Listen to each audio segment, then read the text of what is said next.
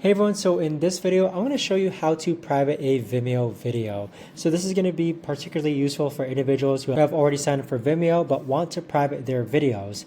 So in order to actually do that, what you're going to do is go onto your Vimeo and navigate to your library. And so what that looks like is this right here. And then next, what you're going to do is click on the video that you want to actually share. So you would actually click on the share button. And then from that share button, a panel like this one that you see on screen is going to open up.